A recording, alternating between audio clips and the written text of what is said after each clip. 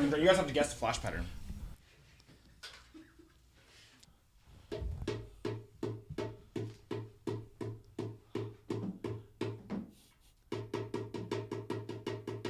That's the quick flash pattern right there. Here we have. That's that obnoxious one.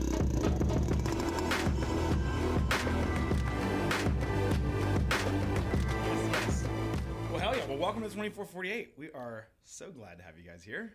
Happy to be here. Thanks for having us. Yeah. So Larry and Ryan from 1075 and First and Emergency Products. First and Emergency Products. So tell me, like, just kick this thing off with what the heck is y'all's business and what do you guys do?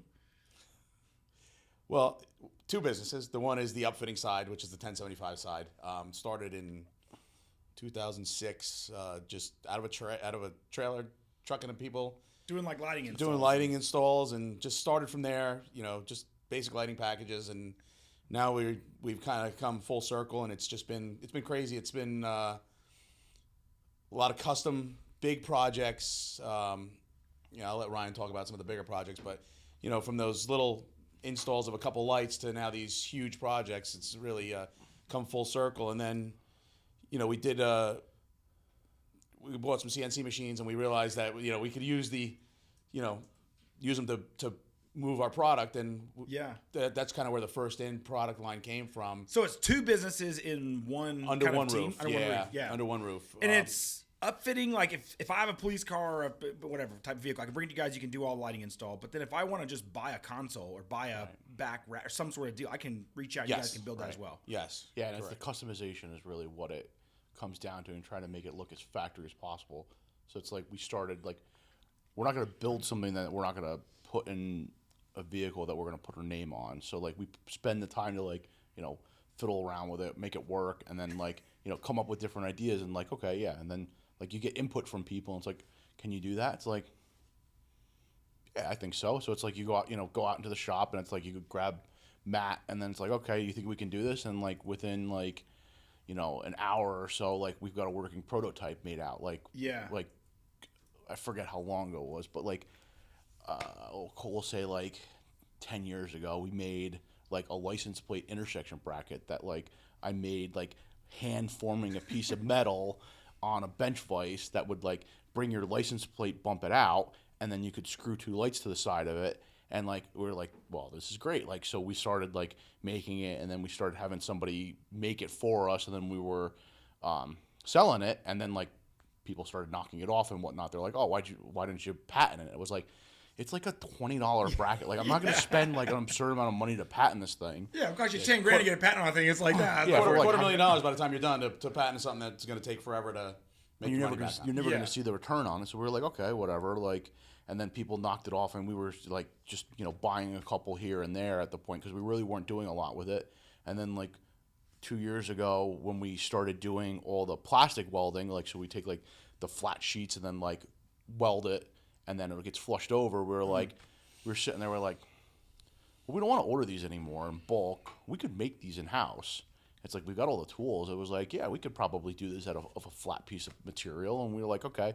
Went out in the shop, kind of mocked it up, and then went over the CNC, cut it all out, and goes it's just something like that we can do, tool mounts and stuff like that. People bring stuff in. It's can you do this? It's yeah. That's awesome. Yeah. Well, take me back to how the whole thing started. I mean, were you guys firefighters or cops or something like that, or kind of? Yeah. I've been in the fire service 32 years, and I was also in law enforcement. I retired almost 4 years ago now. So it all started way back in 2001-ish for me, where I was working for somebody else doing sales of vehicles. And car sales? No, of command vehicles. Oh yeah, okay. Doing stuff like that, and I was selling them up here in Jersey, and they were based out of Virginia. And I kept on going to the guy listen, we could sell more if we did this or did this, tweaked it. This is kind of you don't know the New Jersey market, because every market's a little different, as you know. Firefighters are out throughout the country. Everybody does things just a little bit differently, even from municipality to municipality. So he didn't. He kept on saying yes, yes, yes, but he wouldn't do it. Yeah. So finally I said, you know what? I'm going to do it myself. And that's how I started. I had a business partner. We started that way. So you guys weren't originally working together? No. So we knew each other from the firehouse. Okay, so you're fireman too. Yeah. Yeah, we're in the same firehouse. And so Ryan was our first employee. When he wasn't away at Boy Scout camp working in the commissary. I heard you were an Eagle Scout, huh? Yeah. Well, that's actually pretty cool, man. Yeah, it was. So camp wasn't interesting. So he was committed to this camp, even though we had just kind of started out. So he was kind of bouncing back and forth, and he would help us out. And he'd come home and he'd yell at me for me putting shitty lights on. He's like, "Hey, you put this one on crooked. You did this wrong." And I'm like, "All right." How did you know? Like, had you done it before? So you knew, like, "Hey, man, this is what it should look like." So I started out in high school, like in wood shop, and then my father was a mechanic and a body shop guy his entire life. So I started, modifying my car, figuring out like how to put like the underglow on it and lights and putting like the stereo in. And like I was like making like fiberglass enclosures for the back of my truck, and like I built speaker boxes for other people. Like I built like my Durango that I had. I couldn't drive it for a shit, but he built it up. Crashed it on a tree on a fire call. But we had in high school, like I had like a TV like in the dash, and like my friends would come over before class and we'd play fucking Halo in the parking lot with the stereo blasting before school. And that's like was way before like this was like this was like before even I joined the fire department. And and then when I joined the firehouse, like I was like, oh, I gotta.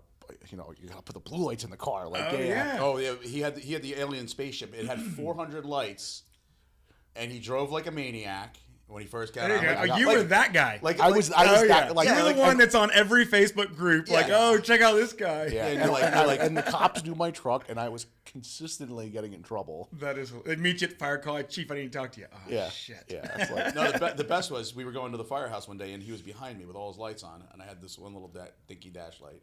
So I pull over and I let him go by. He goes flying to the firehouse.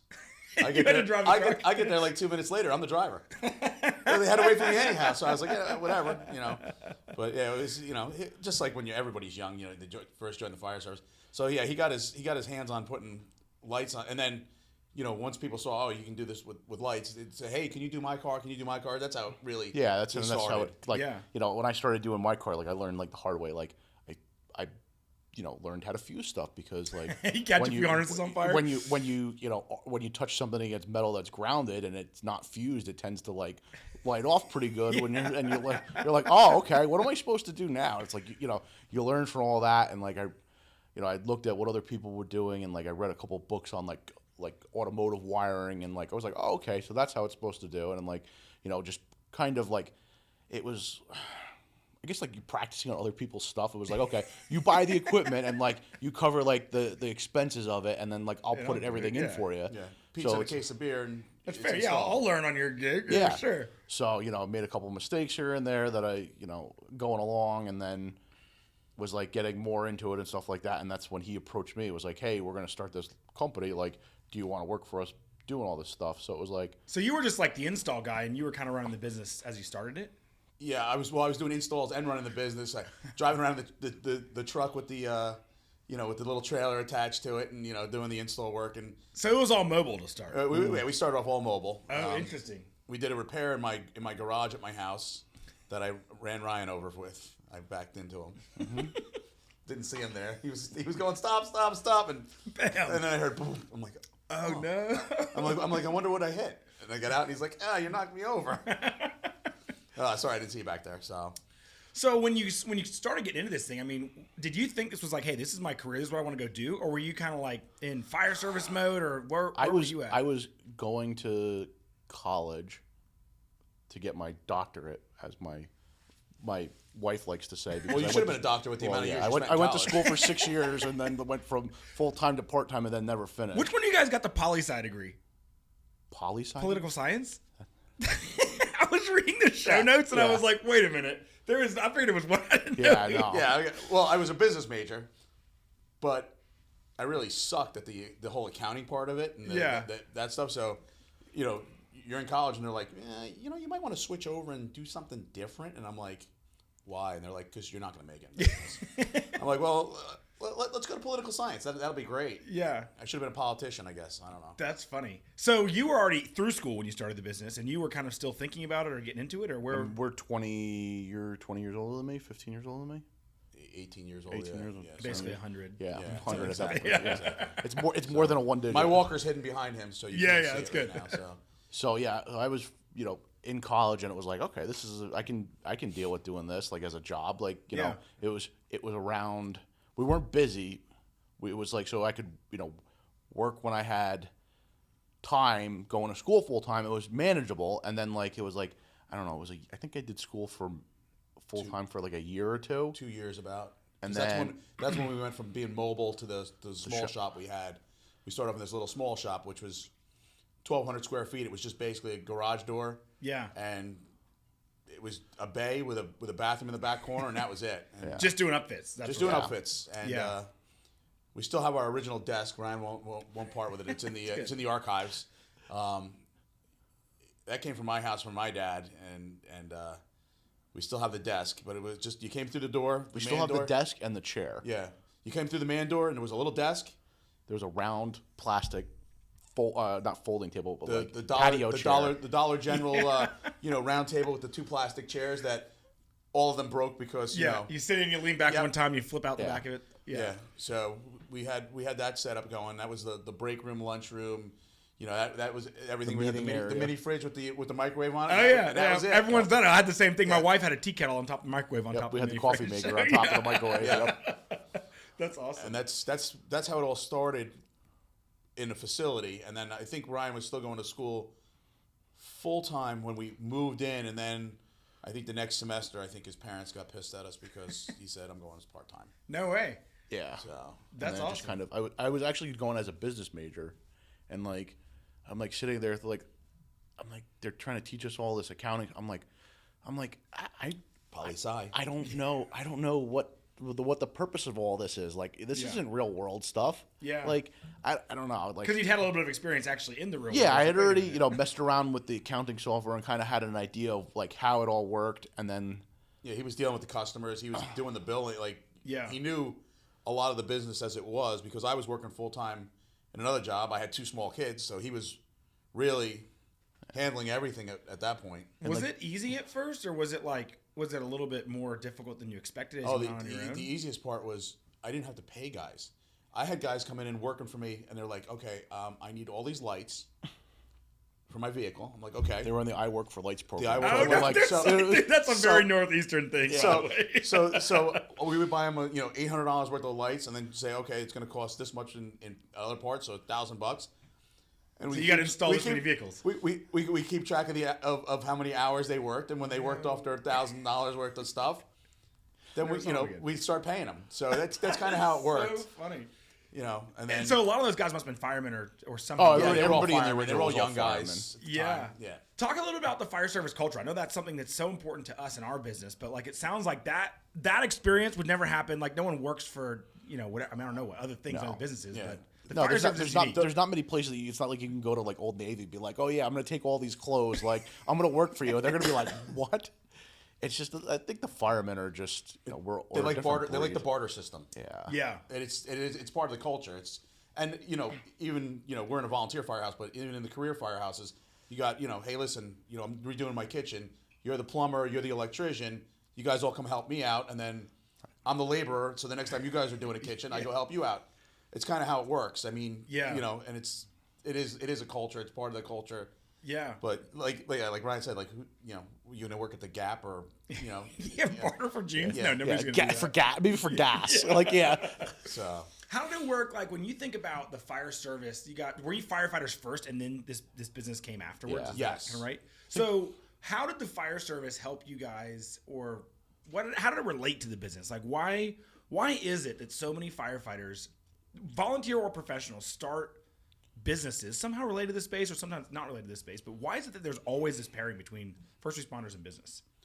I'm really not sure, but it seems like maybe it's because of the motivation, because it seems like they're always people that want to volunteer are kind of like go-getters to begin with. So that's a good point. Yeah. A lot of them run their own businesses, and we had, when I first joined in our firehouse, we had guys that were welders, plumbers, electricians that were they did it Tradesmen. Yeah, they were tradesmen. They would come out, when they could to fire calls, and it was just kind of a camaraderie thing. It was kind of like being in a fraternity. A lot of these guys didn't go to college or anything like that, so they never had that experience. And I guess the firehouse is kind of like a big fraternity house. It's really what it is. Did you guys talk shop, talk business, like sitting behind the in the bays after a call, BSing about work? Yeah, 2 or 3 o'clock in the morning. Yeah, it was always just like that's how it how it's really started, because like used to bribe before we started the business, when I was doing other people's cars, like I used to bribe one of the older guys that worked on the weekends that would drive past the firehouse to pull the trucks out for me, because I was like 18, 19 years old, and they don't let you drive or move anything up there like that. Like you want to pull the fire truck out, like they're like, no, you can't do that. So I was like, all right. Yeah, so there's 400 rules against that. Yeah. So I was like, hey, listen, I'll have a coffee and a Taylor ham, egg, and cheese waiting for you at the firehouse if you come on Saturday on your way to work and pull the truck out for me so I can work on this guy's car. Oh, because you didn't have anywhere to work. It would be freezing cold. Yeah. Yeah. That was before he even just worked doing for us. like stuff for your pals or whatever. Yeah. Right. Yeah. Sam funny. has no idea what a Taylor ham meant. I don't know what a Taylor ham, but I know what a cold fire. I know what it is to be up in the Northeast and it's cold outside. So I feel like, is it a warm breakfast sandwich? Yeah, it's like getting like a bacon, egg, and cheese. But Taylor ham is its own breed discussion that we don't have to. Yeah, and you're gonna get a lot of hate over just the word Taylor ham. Really? Oh, there's a whole culture in New Jersey with a dividing line that it's pork roll in the southern part of New Jersey and it's Taylor ham in the northern part. And we can go in for hours about that. So I won't discuss that. Now I am curious though. What is the better of the two? It's the same thing. It's the same thing, but Taylor ham is the brand. Right. So it's like a tender or a tanker. Yeah. Or something like that for you. Yeah, in a way. People. Yeah, it's the brand, but like the product, like it'll say like Taylor ham pork roll on it. So that's what like the brand is Taylor ham, but like it's like bacon. It's like would be like Taylor ham bacon. It's Taylor ham pork roll. That's funny. And it's like a mystery meat almost in a way. Like but it's like in a log. It's kind of like Band-Aids, right? Band-Aids is a brand. Yeah, exactly. It's a bandage. That's a good point. But so it's kind of the same concept. Wow, I learn something new every day. It's interesting. And next time you come up, we'll take you out for some Taylor ham. Beautiful. I'm looking forward to it. I might prefer a pork roll, but either one. You gotta go to South Jersey for that. Ah, got it. Okay. Well, tell me about the early days. When you started, you were in this trailer ripping around. You had kind of left the fire station, or maybe not left the fire station, but you weren't like schlepping lights to your buddies anymore. You were starting to work together. What's the business like? I mean, it was a lot of Sporadic. It's hard to get into, like, firemen, they're very particular about like everything, right? Yeah. So it's like if it's something different, they're not used to it. They're hemming and hawing about it. Like it's a lot of relationship building. Like as that's how you get ins with something. Like you're building, like you're networking almost. Yeah. It's basically what it is. So you have to like almost like cut your teeth and like sell your soul sometimes to get into some of these spots to like, oh, we're gonna build a vehicle for you, and even like getting people to let you do that, like you have to like have like a library. Like we're not making money because you basically giving away your labor and you're just covering. You're basically covering all your costs. You hope that you get 10 more in the future that you can actually make some money on. Because like he said, because in the fire service, like Ryan was saying, it's a lot of tradition. Oh, we've gone to this guy for 100 years. Yeah. You also rode the back step for 100 years, and you did, but things change, right? I told someone the other day, an air pack was new one day, and like the air pack now, I wouldn't go to fire without one. Right. But at some point, someone had to be like, okay, I guess we'll make a change. They dip the beard in the water and put it in I used to when I was chief. I used to tell the old guys all the time when they complain about something. I'm like, did you complain this much when they took your pull-up boots away and gave you bunker pants? Yeah. And it's just like the blank stare. It's like, yeah, exactly. It's like I had pull-up boots when I first joined. You still have some pull-up boots floating around. Yeah, I had pull-up boots, and it was like the coat came down to like here. And then when you went to fire school to learn, and you had to crawl around, you were literally crawling and dragging your jacket underneath you because it was just such an ill-designed. That's crazy. But yeah, you needed a long coat because your boots only came up to here. So when did you join the fire service? 1991, I joined. So it was just starting right on the edge of that. Yeah, it was just starting the transition. We still rode, the rear step. We still had open cab. We still had pull-up boots. Were you born or no? 86. 86. Okay, so you were a small thing, right? Yeah, he was a wee one. Why did you get into it? What was the draw to the fire service for you guys? For me, I had a couple buddies that were that were in the fire department. I was like, I'll go check it out. I got nothing to lose. Did you have was everyone in your family a firefighter? Or? Not me. Yes, yeah. My father was a fireman. So you're first generation firefighter. Yes. And your family born and bred. Yeah. What was that drive? What was it that was like, yeah, I'm gonna go ahead and see this through? I think it was once I got down there.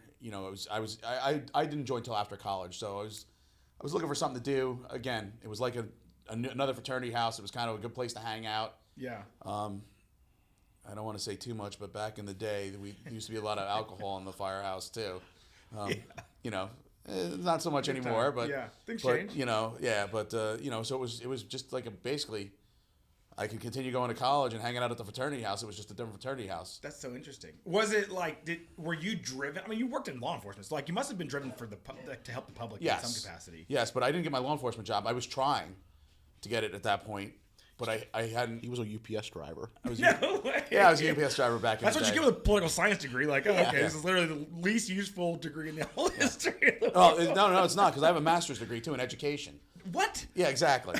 Exactly. And a business doing upfitting and making cabinets. Yeah. That is so Well, funny. the education degree, that taught me how to work with. Probably how to teach the guys how to do their work job. with people. Work with kids. Yeah, we work with kids. So that's awesome. And I'm going to tell you right now, back in the early days, it was like a party even in the shop. Really? Oh yeah, at work and at the fire. Oh yeah, it was a party in the shop. It was. Was that intentional? The music was cranking. They were running around. They would chase each other around, and I'd go up there. I'm like, wow, it's like a babysitting job. It's like being a glorified babysitter. And I do have a story that I know what's coming. Which one? The credit card story. Yes, that was exactly where I was going. I can't wait to hear it. So I had this. I go to the office. I sit at the desk. Ryan's working on a car, and I'm on the phone with this credit card company, and I forget what it was, but I was livid, and I'm screaming at the lady on the phone. I think she hung up on me. I called back. I said, yeah, I got disconnected. They're like, no, in the notes you were cursing at the lady. I'm like, no, I wasn't cursing at anybody. It was before call. Not me. Yeah. And so I said, I'm done. Get rid of this goddamn credit card. Well, Ryan takes the credit card. Being a prick. And what did you do? I took the blowtorch to it and walked over to him like this with it in the burning credit card. And it stunk the whole shop up. I go, get out of here with that stinky shit. So yeah, so it was always there was always something going on at the shop. Nowadays it's more we got to run it like a business. A lot of employees, and it's just not. We have fun. Don't get me wrong. It's just not like it was in the. Not throwing stuff across the room at each other. Yeah. Like know. Yelling, cursing, like playing pranks on each other. Like zip tying, locking guys in the bathroom. Zip tying. Truly firehouse fraternity. Putting zip ties on people's drive shafts and So jacking cars up.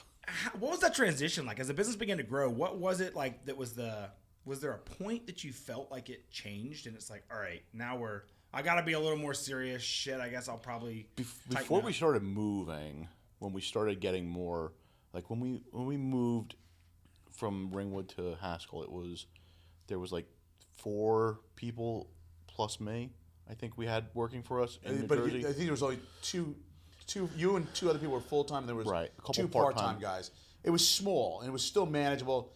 And we moved to a bigger facility. And you start like looking at like hiring more people, and then you start having like the personnel issues, and you're like, it's not like they're not a friend of yours, but like you have to then like.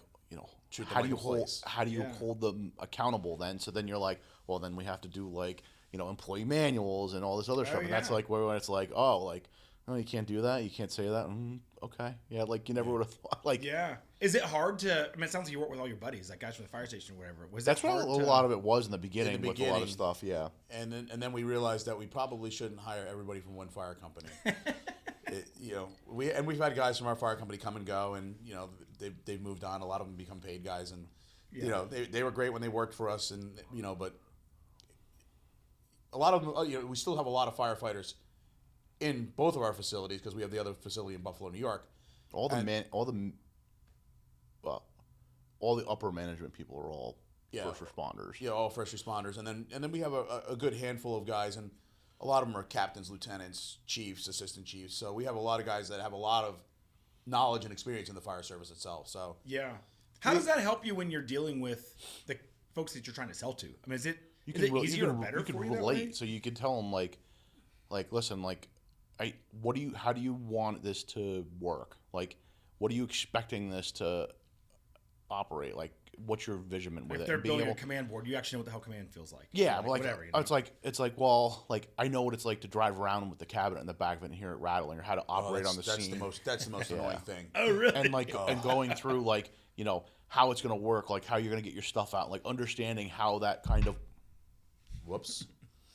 all that stuff kind of works in order to like provide constructive criticism to what their envision is, because like the firemen just sit there, they think about it and like consumes them almost. Where it's like that's their for the like next 4 shifts. Yeah, all they'll do is sit there and wonder about this design. They'll call you at 2 o'clock in the morning and have some like, all right, got a brain blast. And then there's always the one-upmanship too, right? Because they just got you did this car for this guy. It had two TV screens in it. I want 3. Yeah. And you're like, what do you need 3 screens for? Like, you probably don't need 2, but what do you need it for? Yeah. And to Ryan's point, I think, you can relate to people. You can say, hey, listen, I'll do it this way, but it's probably not the most effective way to do it. But, think about maybe changing it, doing this way. And, at least you can give them some feedback. Yeah. Whereas if you didn't know anything about the industry or were never involved, how do you give somebody feedback on what they're going to do at 2 o'clock in the morning? Yeah, is your feedback even relevant? Like, it's like, I'm not going to take feedback from someone who's never done this before, Right, and then just knowing, like, how rough we can be on. Like, I always tell people that, like, if there's a way, we will figure out how to break it. Yeah. So, like, don't tell them that you can't do it. What are they going to do? They're going to do it. They're going to do it. They're like, oh, they said this, you can't do this. So, let me try getting close to what he said not to do. And I'm like, oh, okay. So what's the difference, as I was kind of thinking and kind of doing some research on y'all's business, like a lot of the vehicles are law enforcement, fire chief's buggies, like these sorts of things, versus like the full-size fire trucks. Is that mostly right? So yeah, we'll do like retrofits or like, modifications or add-ons to like existing trucks. Okay, yeah. Like fire apparatus. We do some mini stuff, like our demo trucks. Stuff like that. That's in our wheelhouse. I mean, building a fire truck, first of all, we don't have the space. Yeah, there's a lot of room. And I don't know if I want to be in that market. Well, I think about the user must be a little bit different. Because like in our business, I deal with like the cities buying the truck and they're buying a fleet of these. They last 25 years. But like, and we don't deal with law enforcement really today because they don't drive fire trucks. But I feel like you guys would interface with both fire chiefs, POVs and first responder type, cars, and then law enforcement. Are cops and firemen different in the way they treat the vehicles? Absolutely. No. Absolutely they are. Well, cops are worse. Really? Yeah, because they are most of the time you get a patrol. So you can always tell in a patrol car when guys are assigned to a specific car, or it's a take-home car. It's a take-home car, or it's a free-for-all for whoever goes. I mean, we've stripped police cars out, and like we found like guys' key rings, like license plates, like anything you think of, like it's just, and they just disgusting. They drive these cars into the ground. And is it because they aren't like, it's not my car, so I don't care. It's not my car, and they'll and they don't want, or it is like, it is their car, and they don't take care of it, but they'll drive it into the ground because they don't want to go sit in the other hunk that's in the parking lot. That's the spare. So like, they are brutal on cars. Like you can always tell. And then like So if I'm shopping for a used car, probably not an ex-cop car. No. You get an admin car maybe, but not like a patrol car. But like like the fire chiefs tend to like take care of it more. Like like it's especially if it's a volunteer where it's their take-home car. Yeah, well, it's a take-home car. It's like a battalion. Like most of the time, like a battalion's car. Like they take care of it for the most part. Like it's not. It's not their just, office. Do you have to think through when you're working with whoever the profile of the consumer is? Like, hey, this guy's gonna like this. I need to build this thing super duper durable because it's gonna be shit kicked, or it's like, oh, there's a. We build it all the same way. It's all the same way. It's got to be like Ryan was saying, because we call it firefighter-proofing or police-proofing. Because again, if I tell you that slide can hold 1,000 pounds, you're gonna get 5 buddies and everybody's gonna get on a scale. All right, we got 1,000 pounds. Let's see if it'll fall. Yeah. And that's why we use people are like, why do you guys use these drawer slides that hold this kind of capacity? I say, because have you ever been to the back of a command vehicle? They're going to stand out like a ladder. Or when 3 guys are sitting there and the command board's out and 3 guys are leaning on it, they forget how much pressure they're putting down on it. If you have a 100-pound drawer slide, guess where that drawer is going? Yeah, on the floor. On the ground. That's so funny. So to Ryan's point, he does firefighter-proof everything, and I'm like, why are we using this stuff? He's like, come on. Yeah. Now, are you guys both, would you say, detail-oriented? Like, is that something that you would identify as? I feel like you are like the artisan, like details are like down. I mean, you're They say they say I have like OCD. My wife says like certain things just like, you know, bother me, and like I don't have like. They called you the helicopter at the shop for a while. Yeah, well, that's other reasons. So it was like I had to do things a certain way, or like you get out of like out of whack, and it would just throw me off. Yeah, he has an OCD with that, and he's just, you know, there's times I'm like, dude, just get it done, and he's like. Cannot do it. Got to do this. He's got a plan, and he's gonna. And does that make you good at what you do, though? I mean, I think that's like what we like.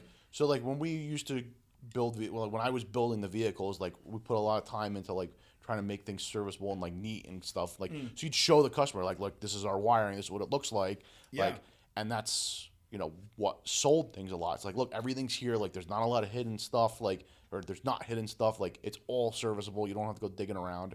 And that's how like we kind of progress from that. And you hate to say you learn as you go, but we always say that we're trying to improve our processes. Like we don't want to be complacent. Yeah. Like if we can do something better, like let's bring it to the table, let's try it out and, you know, make it look cleaner. Like I still go out there sometimes and like looking at like, you know, we're putting more stuff in cars and we're putting more like breakers off the battery. And it's like, you see like the conglomeration of, you know, you've got 3 circuit breakers under there and they're all like 1-aught cables because you're running a huge inverter and like a light tower and stuff like that. And it's like, how do we make this look better? And you're like, all right, I'm going to go look on the internet for a little bit and find different terminals and stuff like that and try and make it better. But I have trust issues.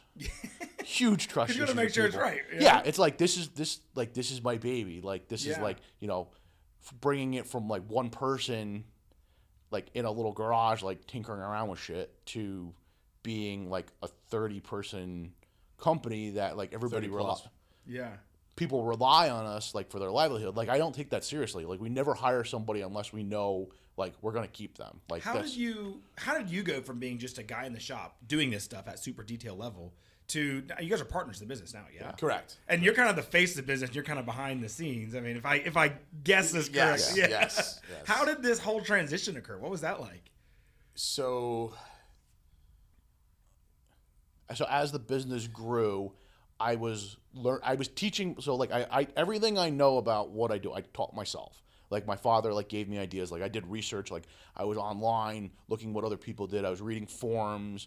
You know, I read some automotive books and, you know, watched videos, like stuff like that, and like, you know, taught myself how to do that, and then taught the guys in the shop, you know, like how we wanted to do stuff. And like we have had guys come in and like, you know, give us pointers on stuff, and like, you know, it makes it better and everybody learns. And like now like we try to make sure that everything comes out of the shop that all looks the same. Yeah. And like, so as I'm learning with that, like the business needed me to learn how to do like QuickBooks and quote stuff and how to figure out how to do that and how to like do the financial side of stuff. So you ended up learning the whole business side of it. Yeah. Right. Because it was like, it was like me. It was like me and like one other guy. And it was like, he was busy. The other partner was there and non-existent.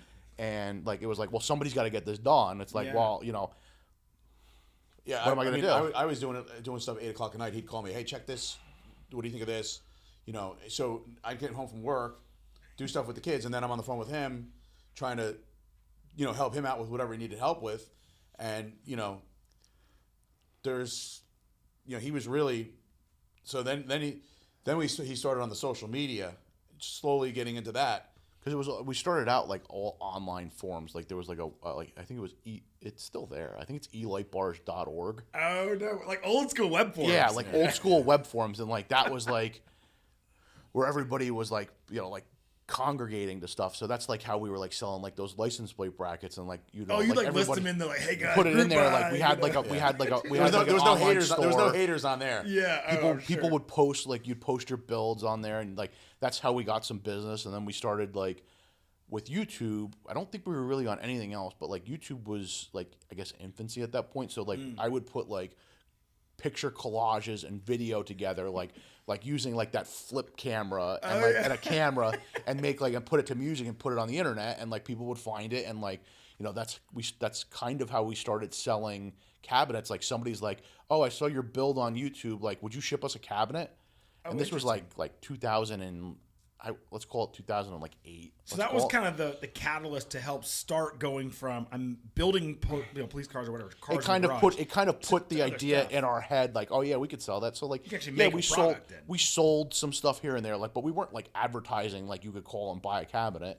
Yeah. And is that the case now? I mean, now you can sell goods anywhere. Yeah. The problem we had back then was if we were going to make cabinets, we didn't have the space for it. We were confined in this little 1,200 square foot. Right. We had a guy that's on our ambulance corps would cut everything out and assemble it, and glue it, and then I would pick it up, bring it back to the shop, fill and sand everything, like finish it, spray it, and then do all the final assembly, and we put it in the car. So like, yeah, when you're only doing like one car a month, like, you can do that because we had to like tarp off the shop, and like we'd have to like put painters suits on, like, you're supposed to wear a mask and goggles, but it just got in the way. So you're doing stuff you're not supposed to, like, like now, like we have like a full spray booth, and like the guys are in Tyvek suits and they get masked with all this stuff. Like, you have to be legit proper stuff. But like back then, like we're there, like spraying these, we're just spraying in the yard, like we'd get it all over the place. And it was like we were like just figuring it out as we went, and we learned like, what, again, we trial and error, like what coding to use, what not to do, like how to build stuff, and like figuring it out. And that's how we kind of started building our vehicles better. And it was just like, like when we were building cabinets, like we were building them like everybody else did. And it was like, well, this is stupid. Like there's other things on how to make this better. So we started kind of tinkering around with it. Like that's why we use like the drawer slides we use, and we got rid of latches, and we spray coated stuff. Who drove that stuff? Was that kind of your like, I'm going to research it, I'm going to run this? Ryan did all the driving in that. He researched stuff like that.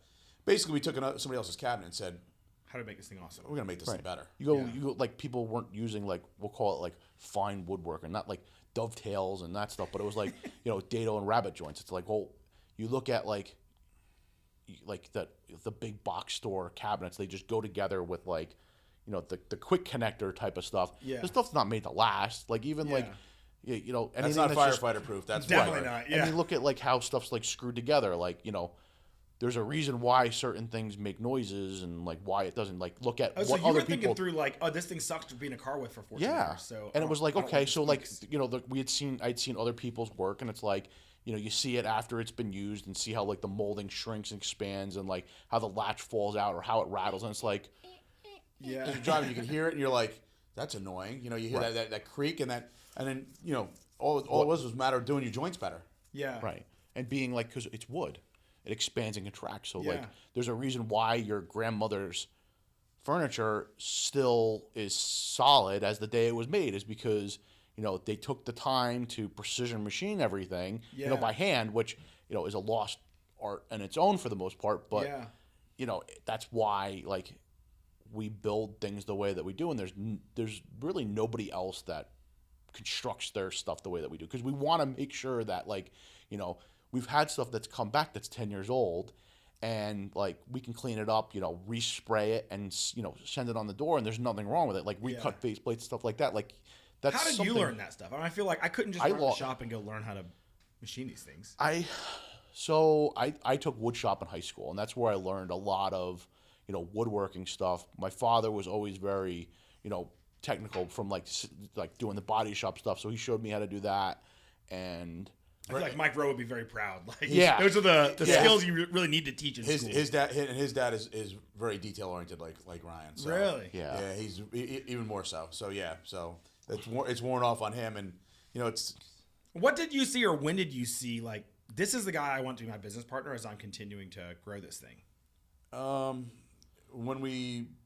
Just before we moved to the new location, and the issue came up with the other partner, and it was just a good fit. He had been working his tail end off anyhow, so why wouldn't you bring a guy in that's gonna it's very hard to find people that are like boost your company, dedicated to your like, we say it now, like it's you come to the realization like, you can't find people. You can't expect people to put into your business the same dedication that you do, and not live or die, but like breathe it 24/7, because that's if they had that motivation, they'd be doing something for themselves like that. They'd be running their own business. Yeah, of course. And it's it's very hard to find somebody that cares that much about your business. Did you want to do that? Was that like on your aspiration list? I want to make myself so friggin' important that I'm going to be a part of this thing. I just wanted to. I like truly loved it. Like was just like cool. That's what I did all the time, all day. Like I still do it now. Like I keep eyes on what everybody's doing in the industry to make sure that we try to stay ahead of everybody and try to always innovate. And we want to be the leader in the industry. We don't want to be. We don't want to be chasing the leader. We want to be the leader. Well, what's it look like as you look forward? Where are you guys going with the business? What's kind of coming next in the chapters for both of the two brands? Growth, especially on the.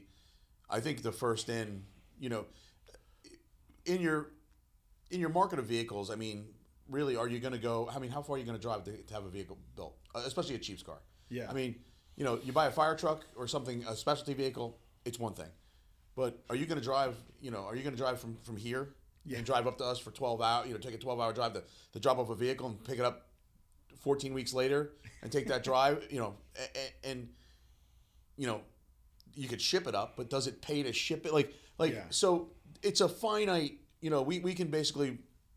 You have a geography that makes sense. Yeah, we can kind of draw on our map, and we know that we can hit Eastern Pennsylvania, we can hit part of New York State, down to pretty much all of New Jersey, parts of New York, and then our Buffalo location catches some of the work up there. In it, we figure what a 2 to 3 hour radius. You'll get that customer that just wants you because they've been following you on social media. We'll get the one or two that'll come down 4 or 5 hours, but the majority of that work is within a couple hours of us. Is that the magic of the cabinets? That they literally can be anywhere. I can order one from. Well, it's a cost thing. Yeah. So could we go and open up an upfit location across the country? Yeah, you have unlimited capital, and then again, it's manpower issues. And then you're competing with Amazon warehouses, though, right? I mean, it's like, come on. Yeah, and it's like are there companies out there that are big conglomerates that just put up locations and they have the capital to go in there and put it. Right, but are they just, we build things differently. We want things done a certain way. And how do you maintain that level of quality and control over stuff? We're not building, we don't go and pick up XYZ police department and build 100 cars for them a year. That's not what we're doing. Yeah. We don't want to do that because that bogs down the shop. We want to do, the customized one-off stuff that are, tailored around what people want. We're not just going off price. Yeah. Yeah, and we had a hard decision to make a couple of years ago. We had this transportation authority near us that was like, we want you guys to build our canine units. And Ryan's like, well, what do you need? And he's like, we need 60 of them built. I think it was 60 or whatever. They wanted 2 cars a week. Yeah, and we had 4 guys in the shop. And we were. I'm like, no. We have to shut down all our other production. Yeah, I can't be the only customer we can take. You don't want that. I can't build a business around you. Because when are you coming back for cars? Yeah, exactly. Right. And if we piss all the other people off, what are you going to do? You're chasing everybody away. Yeah. And there's nothing that keeps you loyal to coming to us. We're not signing a 10-year deal that we're going to build a business off. It's is how that do why do you that? kind of expanded into these sort of other things that are tangential that make sense? So the cabinet side was basically listen, we know we've tested our cabinets. We know how they hold up. We were building cabinets for 5 or 6 years, let's say, before we decided we were actually going to roll out another brand that would sell this stuff. Yeah, which is a good story in and of itself, and I can get into that in a minute. And we were like, what? How do we build our business? How do we expand? Diversification is really what it was. Is we want to be in every little part and make sure if something trickles off, we have different revenue streams coming in so that we're a stable, well-rounded business. Yeah. So it was we can increase our footprint here and just ship because everything ships out to wherever, and you're not going around and having to because cars just it has a problem. A car's gonna have a problem, whether it's the chassis side of it or you have an electrical component fail. You need somebody to be able to look at that. That's what it is. Yeah, so he got a call from a guy from Colorado. He's like, "Will you build my car?" He goes, "I'll build you your car." He goes, "But why would you come to us? You're gonna ship it all the way out here." From a serviceability standpoint. That's a good point. Yeah, you have an issue. Your relay swapped out. You have me do it. Come on. Right. Yeah.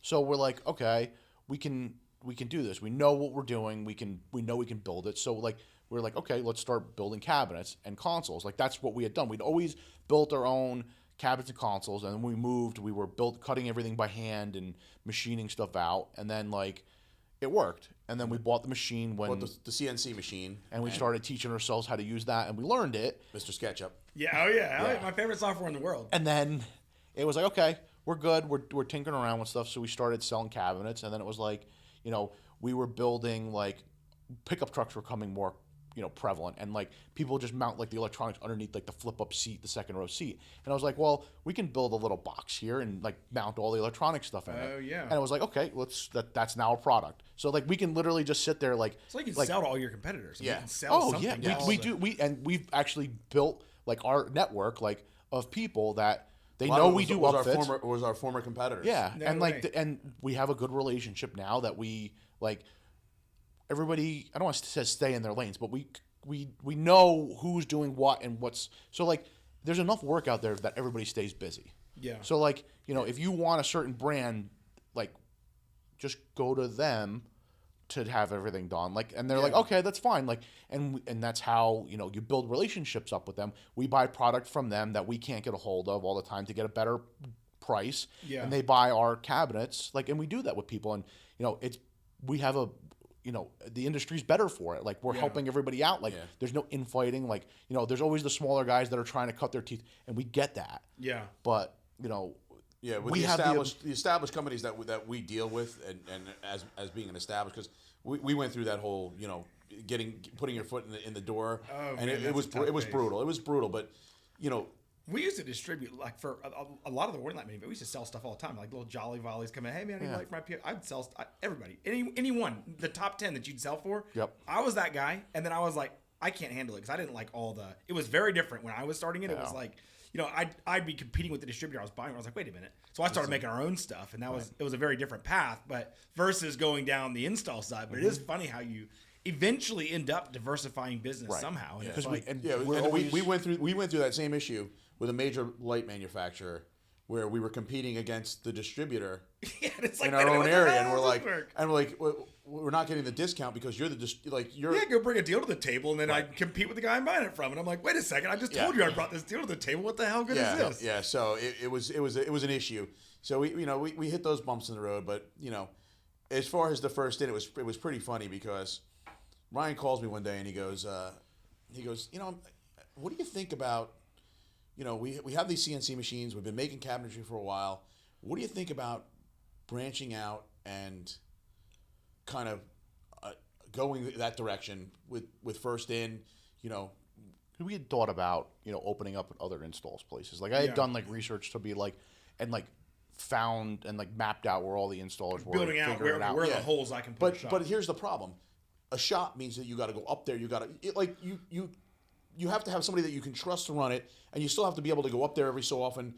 Like, we can build cabinets and ship them anywhere from one location, and right? They're 100% quality control check before they leave your place. Correct. So Ryan calls me up and he's like, I'm thinking about, what do you think about this?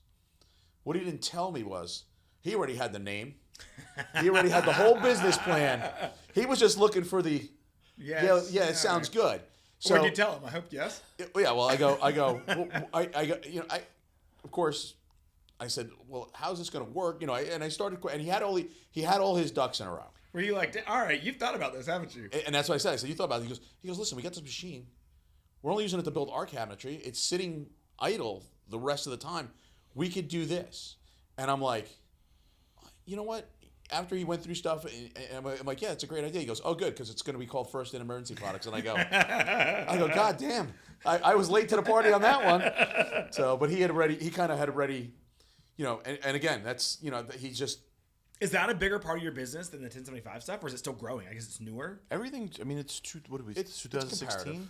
Yeah. So it's like so what in retrospect to what the wood shop puts out. Yeah. 95% of what they put out is getting shipped out. Oh, really? Oh, wow. For dollars and cents wise, it's not. Sure. But volume wise, the majority of your cabinets aren't ones you install. Correct. That is super cool. That's awesome. Talk about a unique pivot in business where it's like I got to figure out how to expand beyond my walls, but I don't want to have more facilities. Right. And that's exactly what it was. But then, now we're in that quandary. It's like, well, we need more space. we need, and we don't need a lot of space. We're bringing more raw materials in. We're doing more shipping. Like, we got to reconfigure the shop. Like, the install shop is getting bigger. So it's like they need more space. And it's like, everybody needs more space. Yeah. Everybody, including employee break room. Everything needs to be, and we're cognizant of that. We understand that. The problem is we just can't find the space. Oh yeah. We're competing with going to a facility that's like a warehouse. Like you said, Amazon's how much?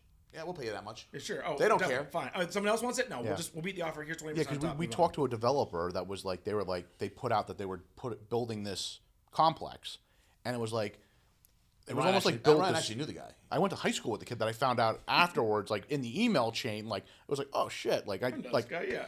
So they were like, well, what do you guys need? And like, we have weird requirements because we need a parking lot for like at least 50 cars. Yeah. We need employee parking. We need frontage. We need like 16, 18-foot clear ceilings. Oh yeah. We need loading docks. And then probably power everywhere, right? Yeah, heavy power. And they're like, that's pretty unusual.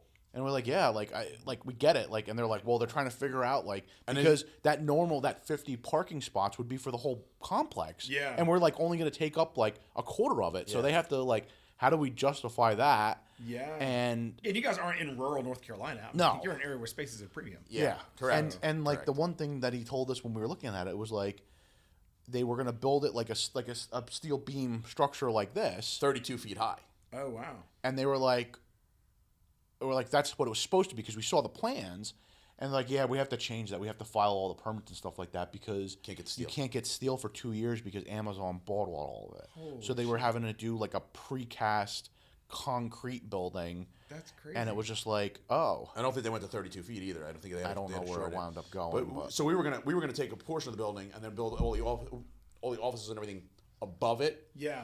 Because we don't need 32 feet clear. Yeah. I mean, what am I doing? Lifting ladders up and putting a ladder truck to the. Yeah, all you're doing is heating that space. Right? Yeah, exactly. You're spending a lot of money to heat that space too. So it was, we're cognizant of what we need. Yeah. But you can't find it. That's so. And we can't find it at a price that we're happy with. I mean, yeah. You go to some of these places and you're like, no, or we can give you this and here's the rent, but we're gonna have to charge you extra because you're gonna take up more parking. Yeah.